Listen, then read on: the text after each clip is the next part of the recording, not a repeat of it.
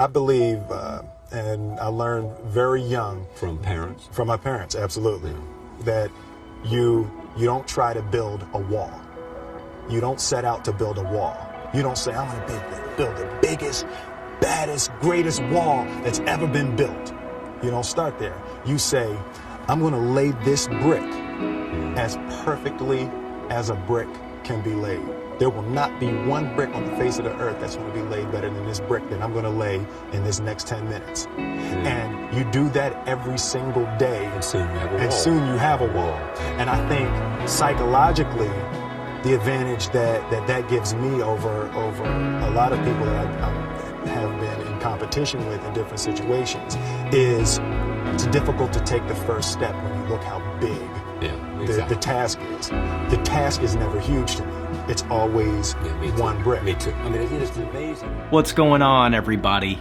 It's good to see you. Over the past couple of years, I've had the opportunity to work with quite a few of you out there in one-on-one drum lessons. And one of the biggest takeaways for me has been the idea that how we practice is just as important as what we practice if we want to get better at this beast of an instrument. So to kick things off the right way this year, I want to explore this idea with you guys today and give you 3 pieces of advice that I'll be taking with me into this new year that I think will help you out as well. And we're going to start with that Will Smith quote from the beginning.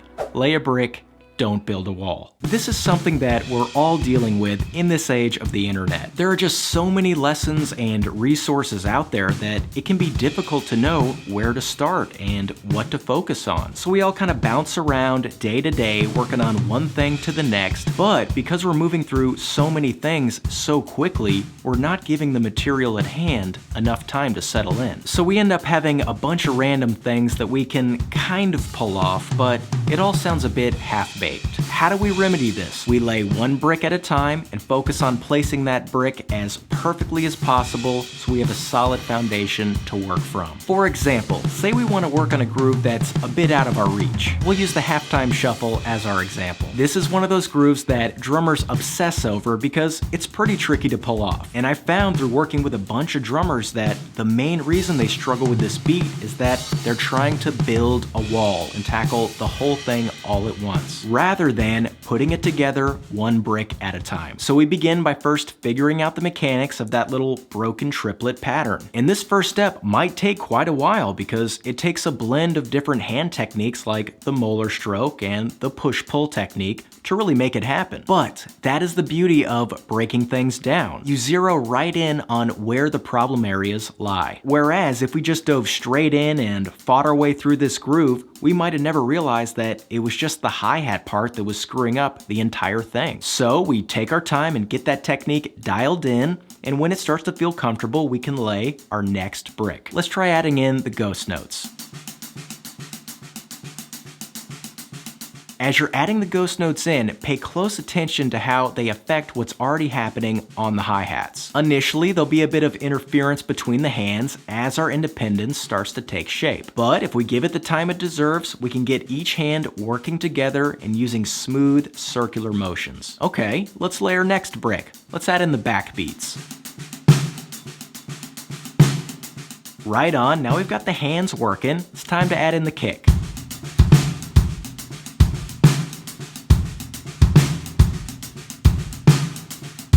Now we've got the groove happening. We're pretty much done, right? We can pack up our bags, move on to the next groove, call it a job well done. No, of course not. We've got to put this thing through its paces now, put it in the real world a bit. So let's try adding some fills and embellishments in and see if we can smoothly transition back and forth.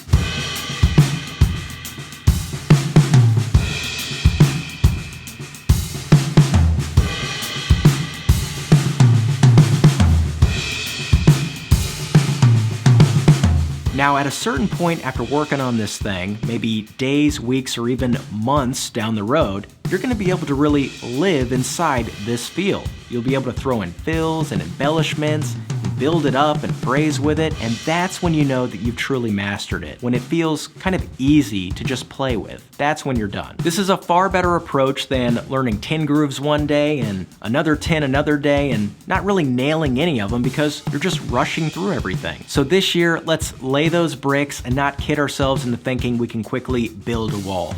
We're only cheating ourselves. All right, the next bit of advice that we're gonna talk about comes from the legendary bass player Victor Wooten, who wrote one of my favorite music-related books of all time called The Music Lesson. And Victor's advice is practice less and play more. So how do we reconcile then the fact that we practice, especially these days, there aren't a lot of gigs out there in the world, and the telling a story part kind of requires an audience. How do you develop that? How do you get that going? Well, by practicing less and playing more.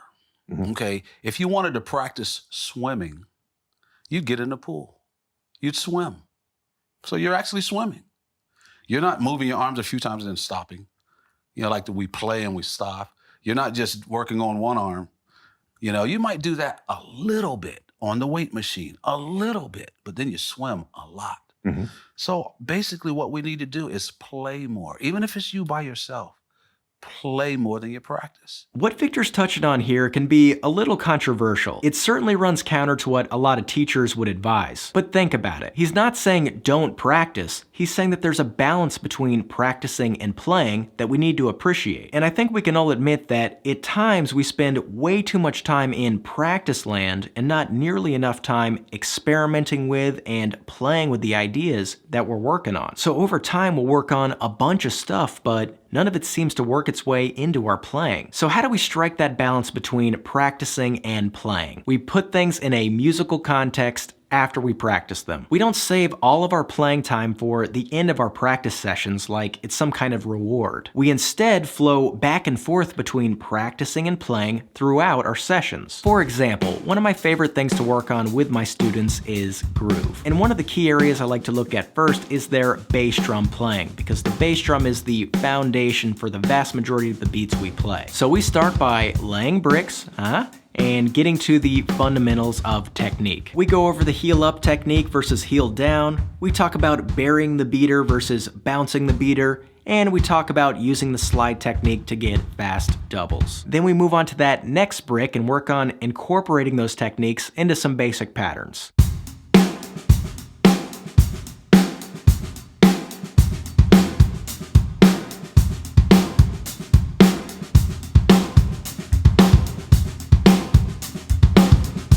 And we'll stay at this step for as long as it takes for that muscle memory to take shape. But here's the most important part. Up to this point, everything we've done has been in that practice realm where things feel safe. Now it's time to see if we can actually use those techniques and patterns and create some musical phrases. And a great way to do that is to lock your hands into a repeating pattern and just use the bass drum to improvise with and see what you can say.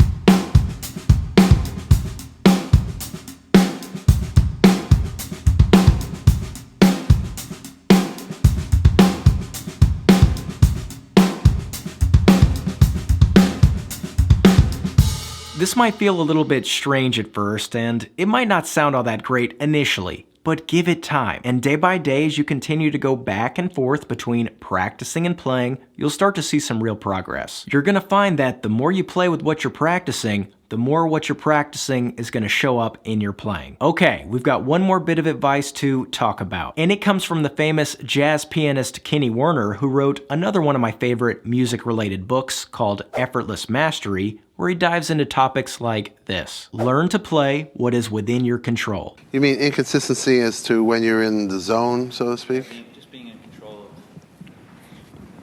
of... Well, there's a couple issues there. One is you have to learn to play what is within your control. Because what happens is the mind sends messages that, like, you know, you should be playing, it should be more burning, or it should be more modern, or it should be more authentic, traditional, you know, whatever. The mind has always got possible criticisms. And when you try to respond to those criticisms, you actually move out of your comfort zone into a place that you're not familiar with.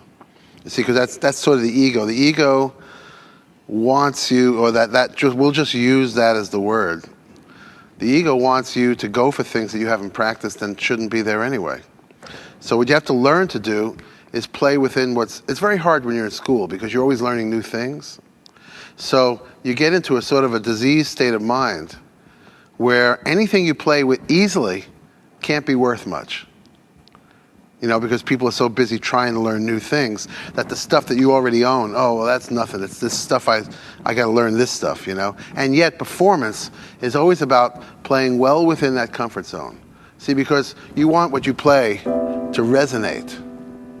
And it won't resonate if you're not in control of the information. The main thing that I take from what Kenny just said there is that playing well in your instrument and just letting things flow is largely a mental game. And when we learn to play from our strengths, from those things that we've truly mastered, we can get into that flow state where things just feel effortless. On the other hand, when we're in our heads and analyzing everything we're doing and reaching for things that are out of our comfort zone, we screw ourselves up. And this isn't to say that we shouldn't push ourselves and shoot for new things and make mistakes. We definitely should. But we gotta make sure that we're doing that at the appropriate times and not instilling that in our playing and kind of making it into a habit. So when we're practicing and experimenting with new material, or maybe we're just bombing around the kit, have at it, go nuts. But what Kenny is talking about is when we want to get in that zone for performances, gigs, auditions, or really just when we want to play at our absolute best. During those times, it's absolutely crucial that we turn off that internal monologue that's constantly criticizing everything we're playing. Instead, we want to be listening and feeling and drawing from our instincts. Think about it like a language. When we're having a good conversation with somebody, the vocabulary we're using comes naturally. We're not trying to use strange or